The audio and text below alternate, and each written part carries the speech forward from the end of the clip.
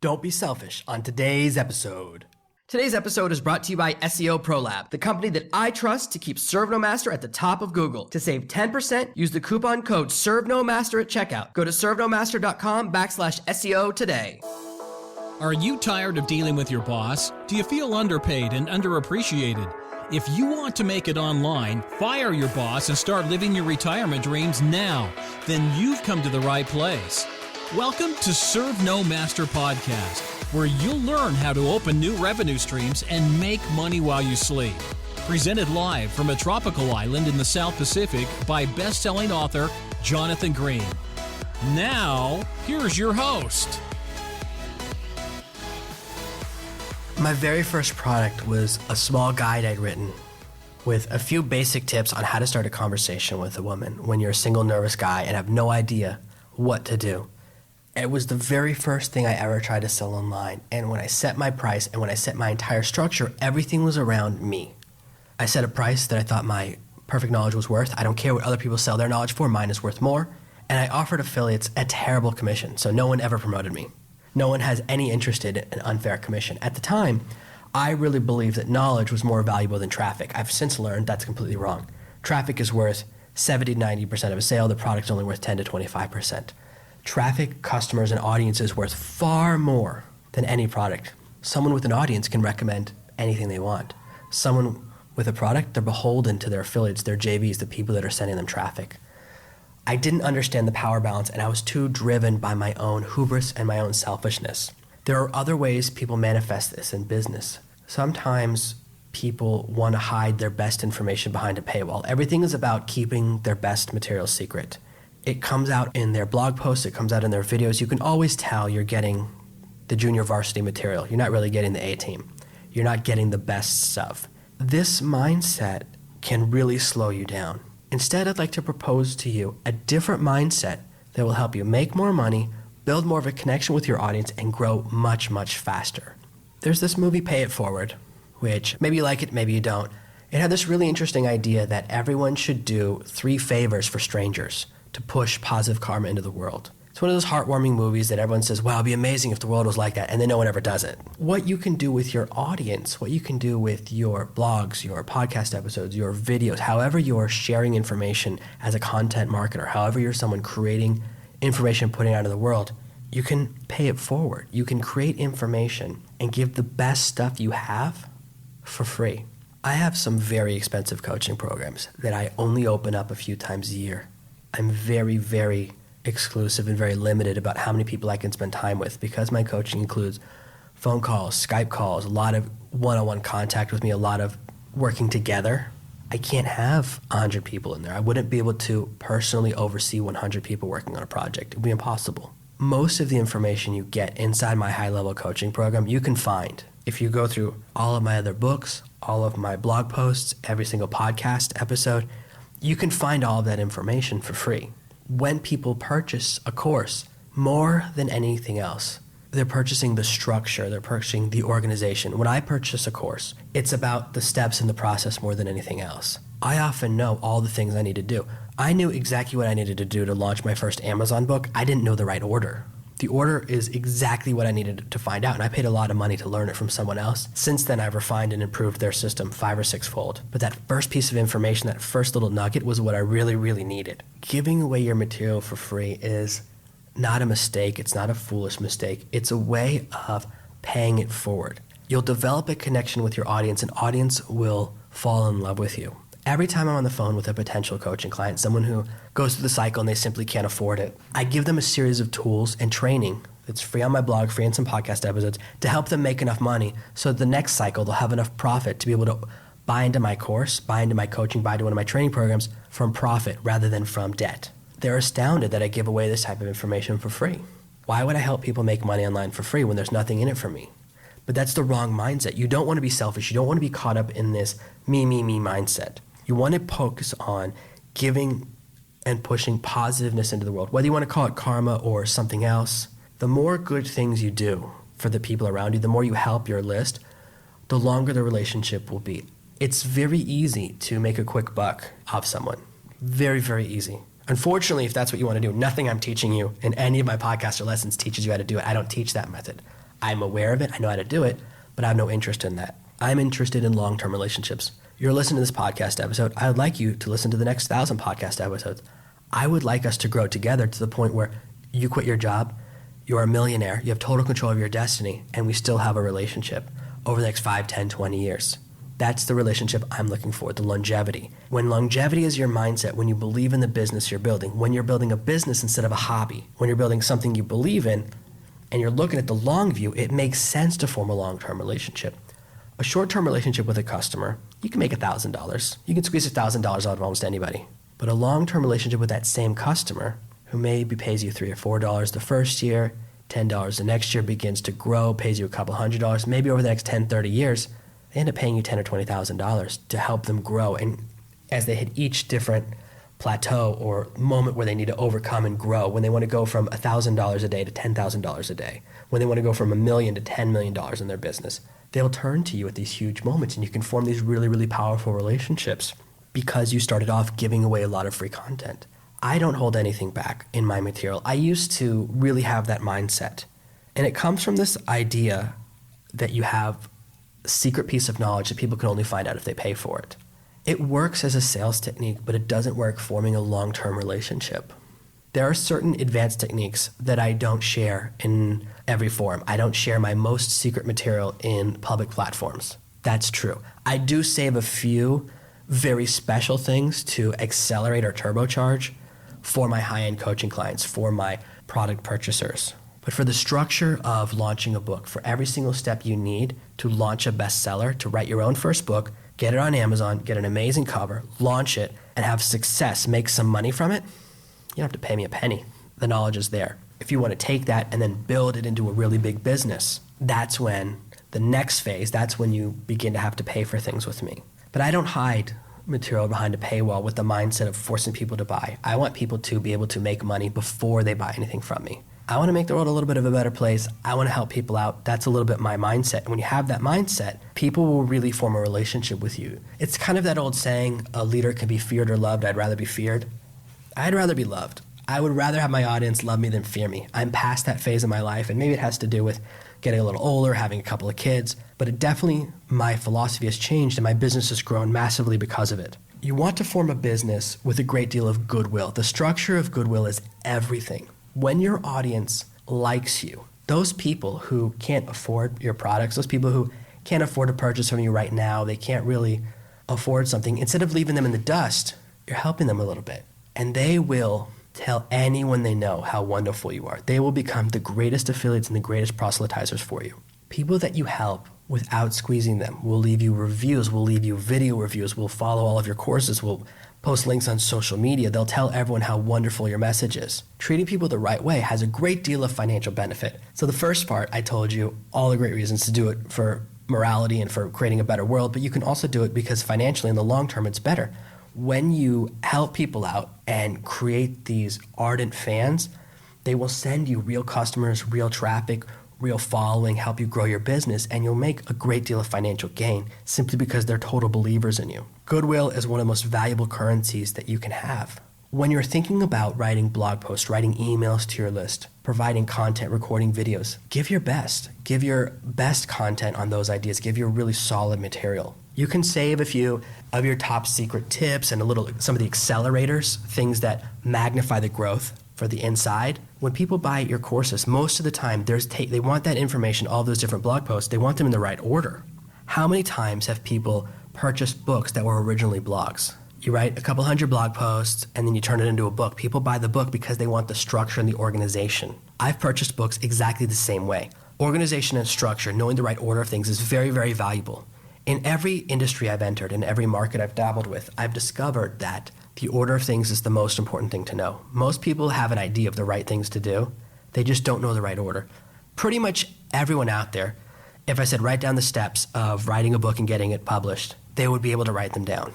They just wouldn't have them in the right order. And they wouldn't know how many different pieces you need of each one. How many reviews do I need? How many sales do I need? They don't know specifics like that, but they would know the right steps, just not the right order and not the right magnitude of them. But they would know the right steps. The same thing for almost anything else.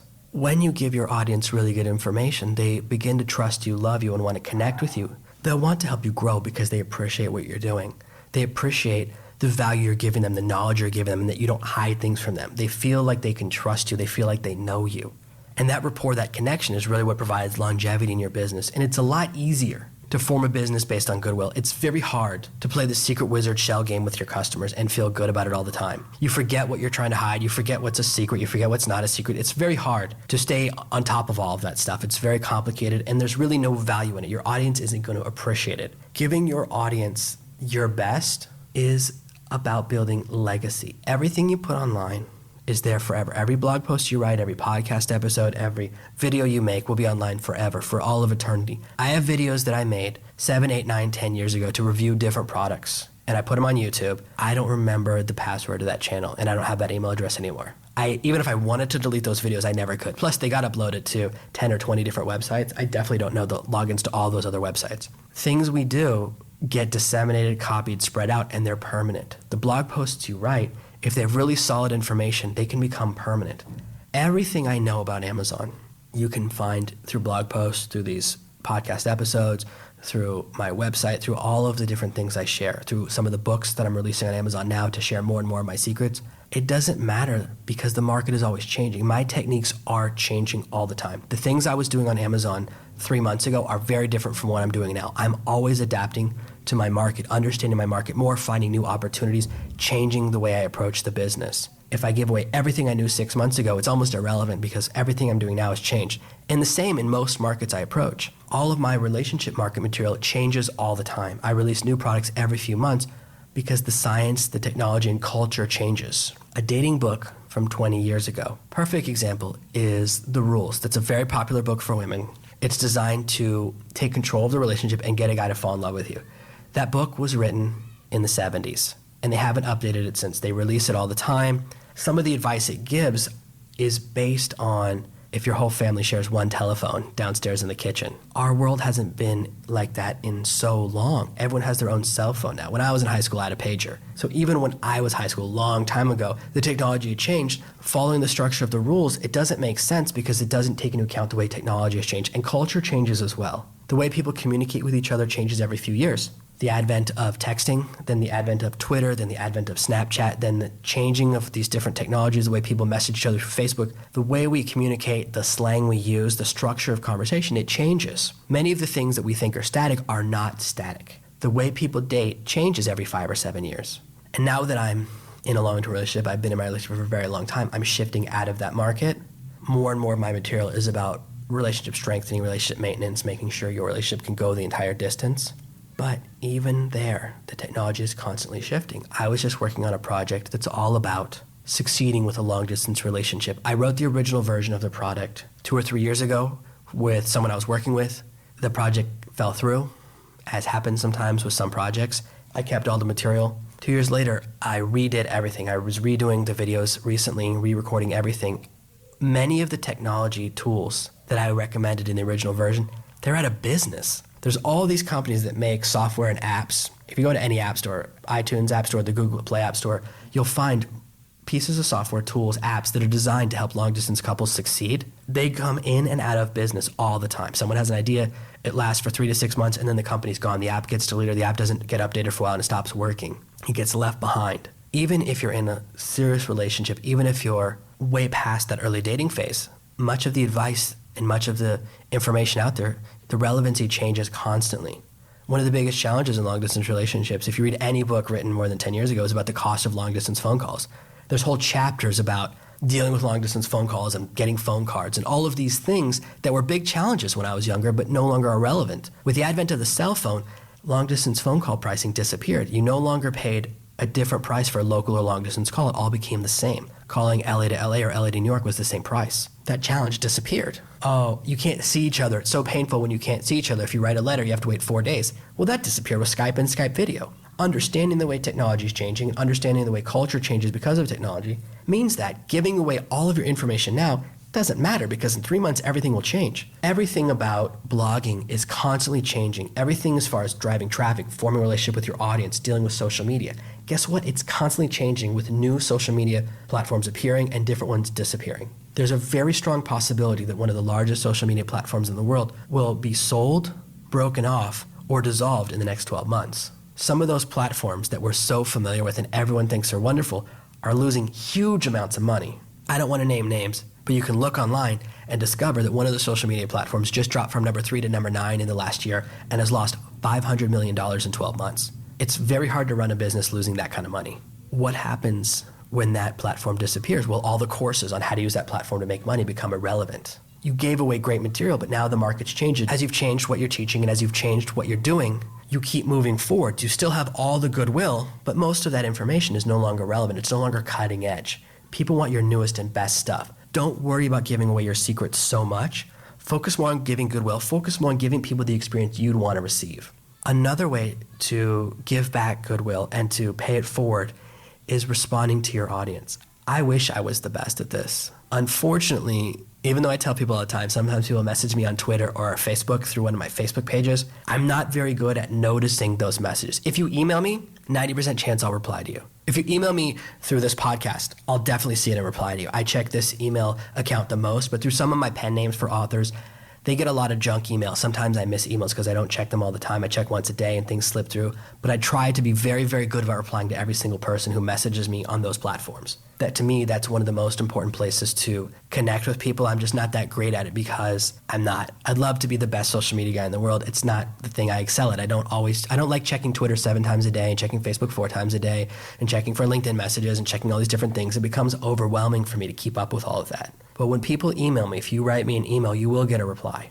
Just this morning, someone really wanted to connect with me, and he sent me 2 emails through the podcast email address and then a bunch of messages to the Facebook page. Once I saw those messages, we chatted on Facebook for 5 or 10 minutes. We ended up on the phone together with me, giving him some really cool advice, helping him to develop the next phase of his business project. All because I respond to my audience. Some people have the mindset, they send emails from an address they never check. You can reply to all their messages, and there's no hope of ever hearing back from them. When you send a message to someone and you get no reply, it feels very empty. It stinks. I've done it before. I've been where you are right now. I've been a part of the audience and sent an email to the person I looked up to, sent an email to the person I admired. I've sent emails to people that I've bought $2,000, $3,000, $5,000 courses from. And when they don't reply, or if I'm lucky, I get a copy and paste reply from a customer service department, that doesn't make me very happy. It makes me feel pretty crap. You don't want to treat your customers that way. You want to give them as much of you as is possible. Now, at a certain point, your business gets too big, and you start getting hundreds or thousands of emails a day. Right now, I'm lucky that I only get a dozen emails a day, 2 or 3 on a big day. I can handle those myself. It will get to a point eventually where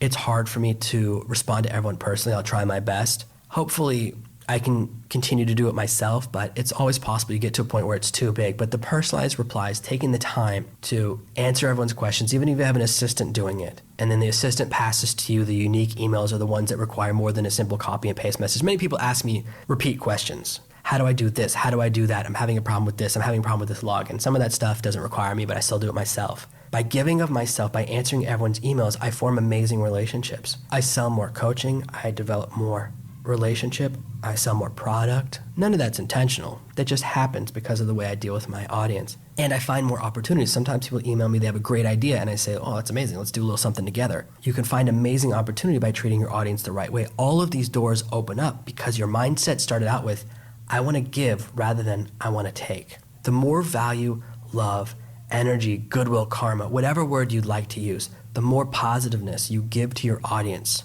the more really good information you share, the more your focus is on helping them rather than getting them excited enough to pay for your help. That little change in mindset of I want to help people rather than I want people to pay me for help is going to actually make you more money. You're going to feel better about yourself, and people are going to like you a lot more and connect with you for a lot longer. Don't be selfish, and you'll become a millionaire a lot faster.